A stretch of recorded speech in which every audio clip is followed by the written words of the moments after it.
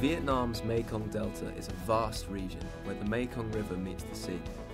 Here, the soil is rich thanks to the annual sediment accretion from the two distributaries, the Som Ho and the Thuyền rivers.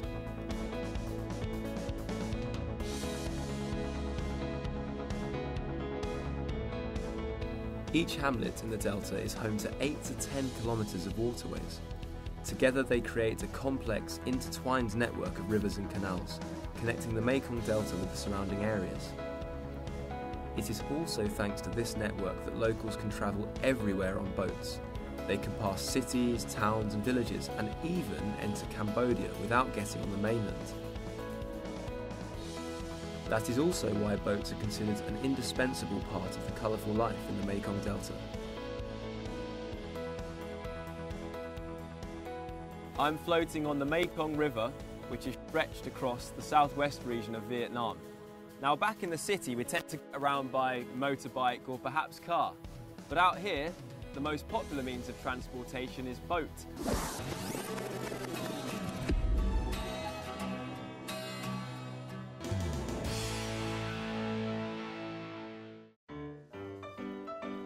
I am joining Tho, a resident of Tay Tuong hamlet in Cho Moi district, to purchase wood to build a boat. Tho is an experienced boat builder in the area, having done this job for nearly 40 years. Since the demand for boats in the Mekong Delta is huge, the locals plant a lot of Hopia odorata, or sow trees, for their timber. Sow timber is light and resists water well, so the locals use only this type of wood to build boats. Cái này như cái cây này là nó lớn mà nó thẳng, nó đẹp. Nếu như mình cắt, mình đóng xuồng khoảng 5,5 m là mình cắt cái cây này là mình cắt được 3 khúc. 3 khúc là mình cưa ra dáng là mình đóng khoảng là 4 chiếc xuồng tới 5 chiếc xuồng. Và nó lớn. Em không thể cắt cây với cái này. Mình sẽ cắt bằng máy, nó nhanh hơn. First of all, anh Tho is gonna dig by the roots of the tree. He has to be careful as to which way the tree falls because the land belongs to different people, so he's only permitted to land the tree in a particular area. So first of all, he's digging by the roots, and he's going to cut the roots, and after that, he's going to cut the main part of the tree, the stem. Point to note here for myself: for next time I make boats, I might have to wear different footwear for the job. It seems that all manner of insects are eating me from the bottom up. Oh, it's very itchy.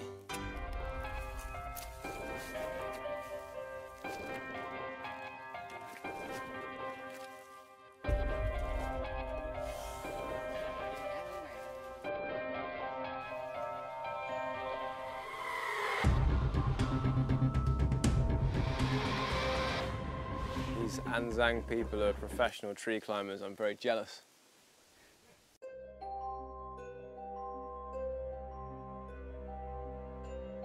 It is very amazing for me, considering that he's absolutely fearless and he's just casually, he's got nothing to support him, no safety rope, no safety net, no harness. Anh biết treo như thế chưa không? Biết, mình biết chèo mà điều mình chèo mình làm không bằng người ta. Một lát á, anh mát chèo lên, cột dây, được không? Em không thể làm được, em sẽ chết.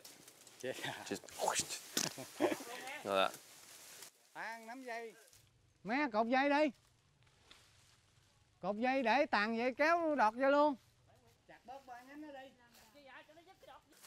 That's more than 5 meters. That must be about 10 or 12 meters, maybe more, 15 maybe. That's very high. It's like, what do you reckon? 4 or 5-story building? 5-story building maybe?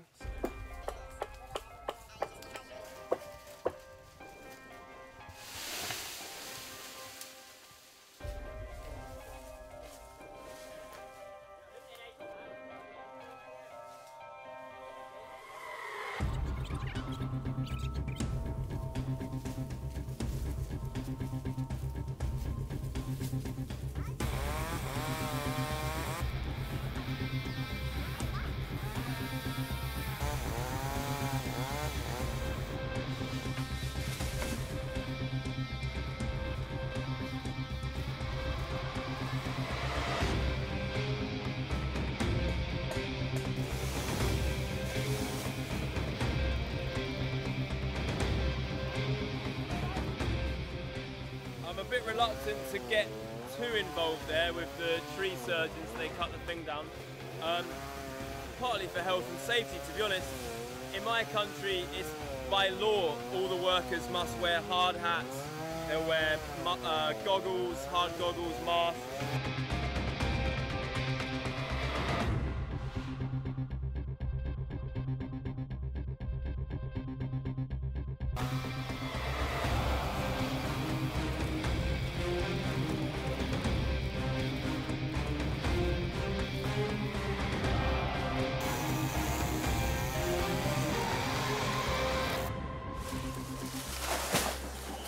Ghê quá.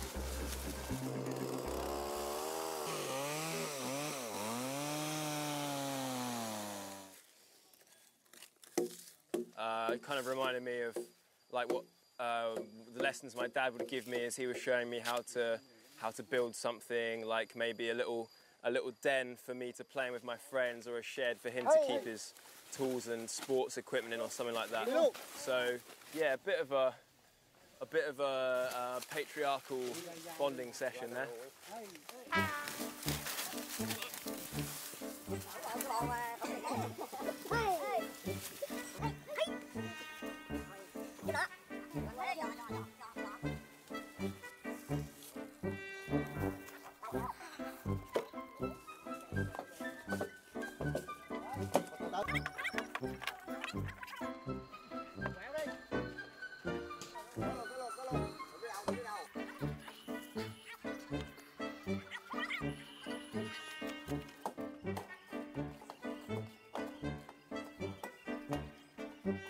And so we are taking them towards the workshop now, where we're going to construct the boat. So I'm pretty excited to see what kind of amazing structure becomes of these basic, rudimentary, big logs here.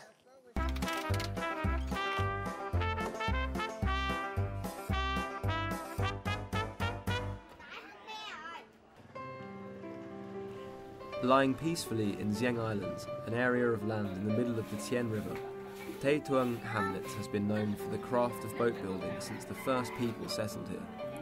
The hamlet is the main supplier of boats to fishermen across the Mekong Delta.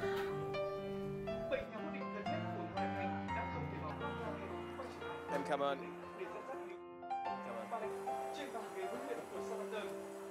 Cafe?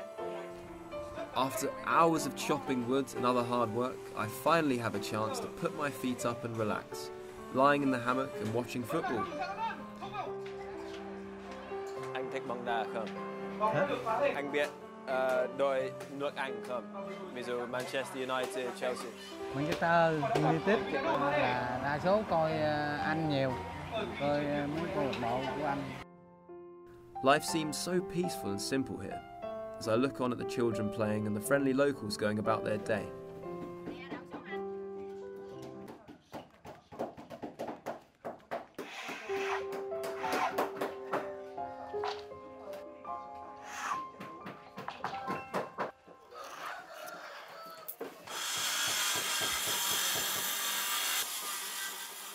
So I'm a little reluctant to actually help him, as it were, because I mean, at the end of the day, he's gonna sell the boat, and that's how he makes his money.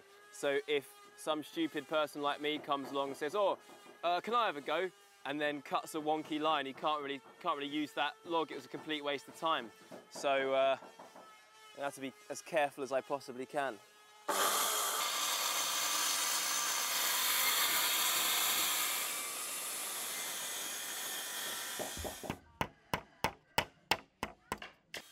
So as you can see, we've completed the first few stages of structuring the planks. So now they've been carved into this pronged shape at the end here.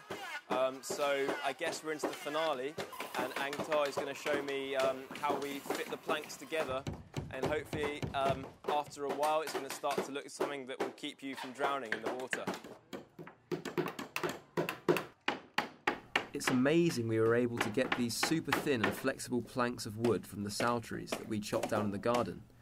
The planks are heated over a fire to become more curved. That way, they can be more easily assembled into the boat's hull.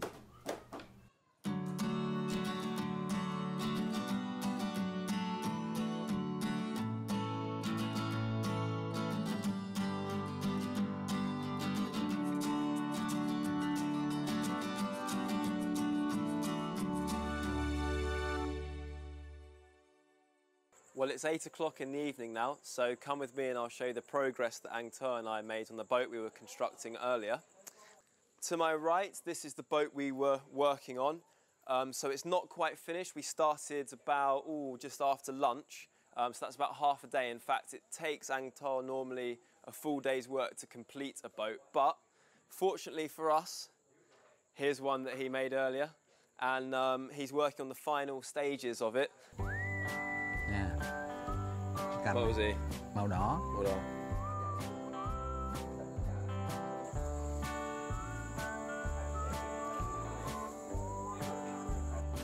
Em xin lỗi, đây. Spilt some red paint on his white line. I bet he's not happy about that, but he's doing his best to smile. He must be so angry. He's gonna have to wait for it to dry and then paint over it.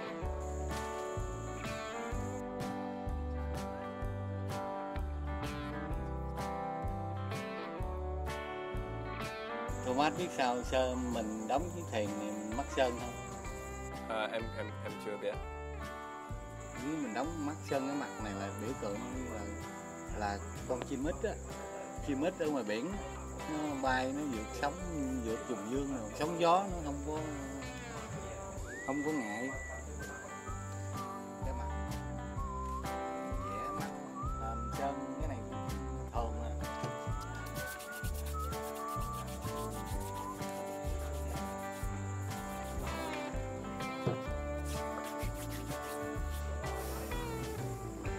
So right now, I am painting what, when it's finished, is going to be the eyes of the boat. And the reason behind this is that it's kind of one of the traditions or customs of ship making here, that they give eyes to each of the boats they make because according to the folklore, it helps the boat to navigate its way. So the boat, as he was explaining, is like a kind of like a bird or something, or a creature. In fact, it can be described as a monster, so they make the eyes very scary to ward off the creatures that live inside the river.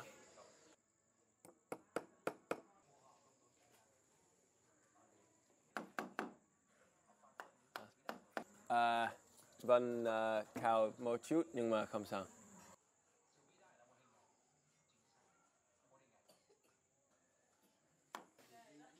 Xong rồi.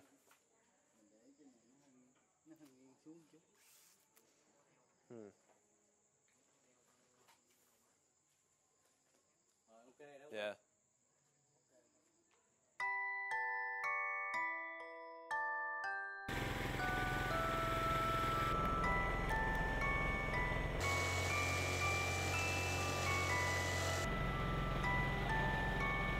Like the Mekong River itself, boats are an integral part of life in the Mekong Delta.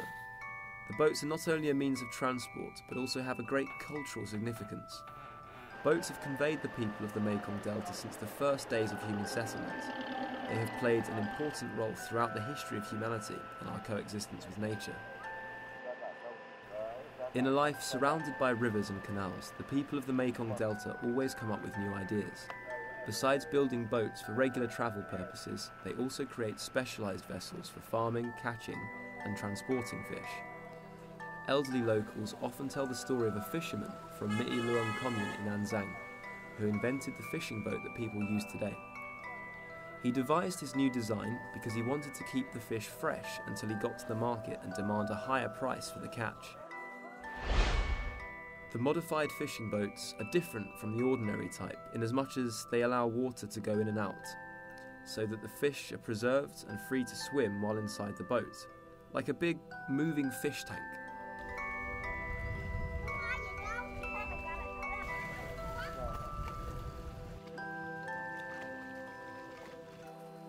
Arriving in Tinh Bien district, I meet Hai, someone who has years of experience converting normal boats into fishing boats. That's exactly what he'll do today. He will show me how to transform a simple wooden vessel into a fearsome trawler.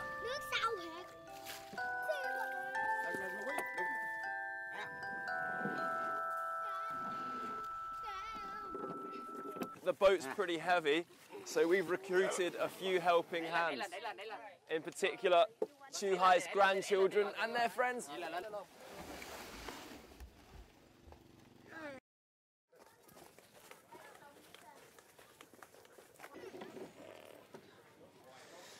Đẩy luôn nè, đẩy luôn. Oh, right. Đó. Okay, okay. So what we're using at the moment is a drill that he's fashioned by himself. I'm used to using electric power tools when I've done a bit of DIY at home, but this is like, the way it looks is like you've got the drill piece, then you have a bow and you've got to kind of play it like an instrument.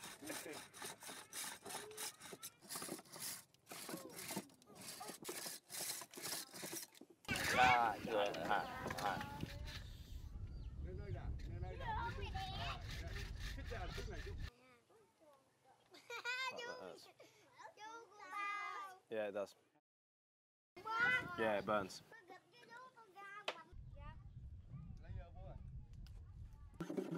And now we're using the saw, having drilled the holes, to cut a piece nice and cleanly out of the boat. Okay. Quấn bây giờ.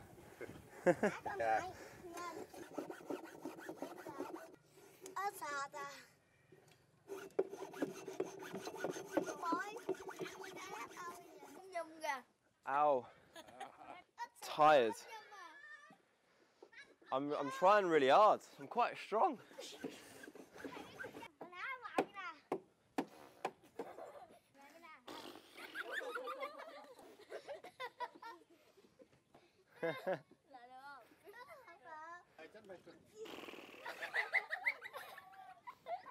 So as Chu Hai has just explained to me, the reason why we are cutting these smaller pieces of bamboo is kind of in a way to use them as bars that are going to go alongside the hole that's been notched out, like a little fish prison.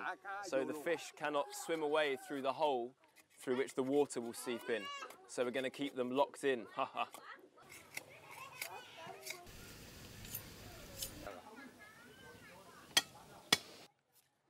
Okay, so here it is.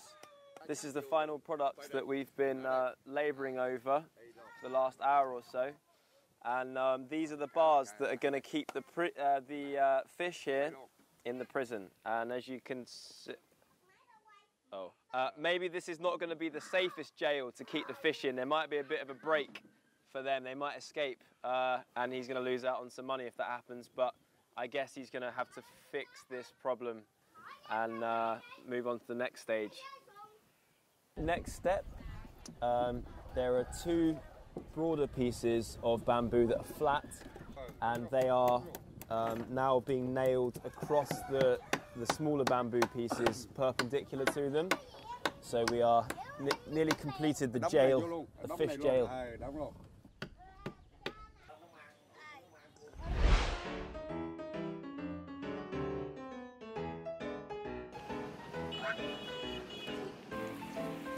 Cây đó luôn.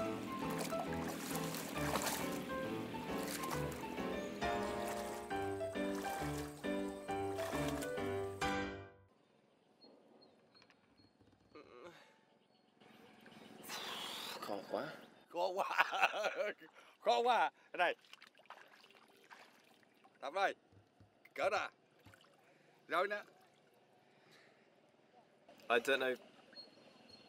Rồi bữa đi. Okay, all right, done. All right, job. Bữa đi. Bữa đi. Back on track.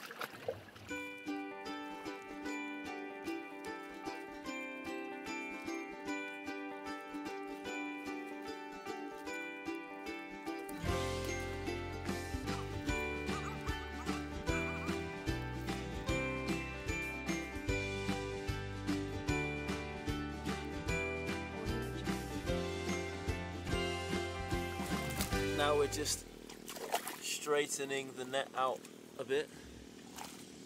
Just need to straighten the net out to make sure that there's a surface area available to actually capture the fish. Xong chưa? Đây nè.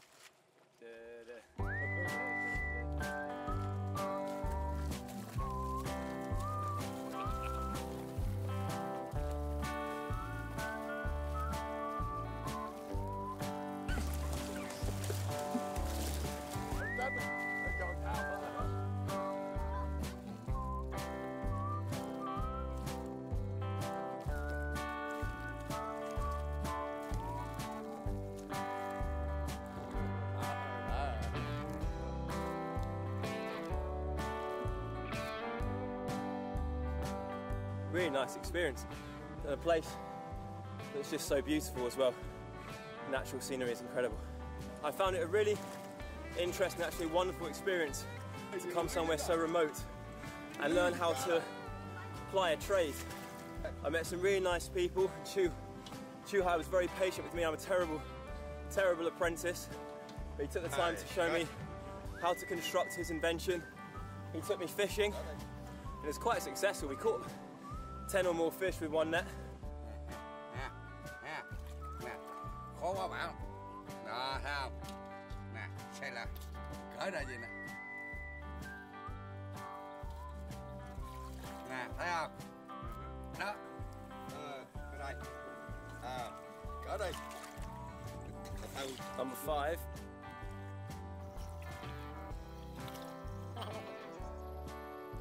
I'm very surprised that we've caught so many in such a short space of time. Bên này nè. Đó, bên gì đó. Dạ. Okay. There he is. Hello, nice to meet you.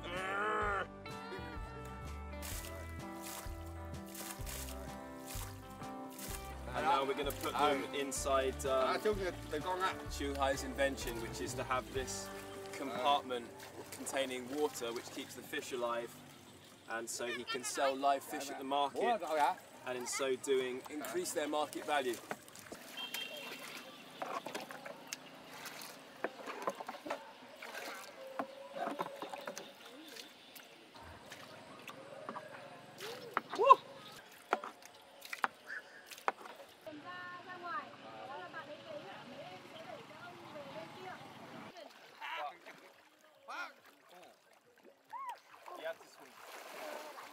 Vietnamese children are very playful, very fun, and that's exactly the same in the countryside. They just spend all day, every day kind of playing. They help their parents to go about their parents' business. They're learning new skills all the time, and then it's just beautiful. They have somewhere like the Mekong River just to come and dive in when they feel like it.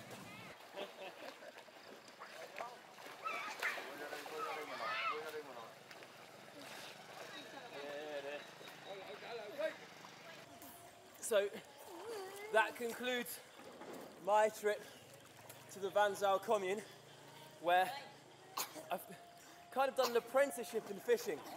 Chuhai has taught me how to make holes in a boat, believe it or not, so as to trap water and keep fish alive. I've learned how to fish, and now I'm learning how to drown children.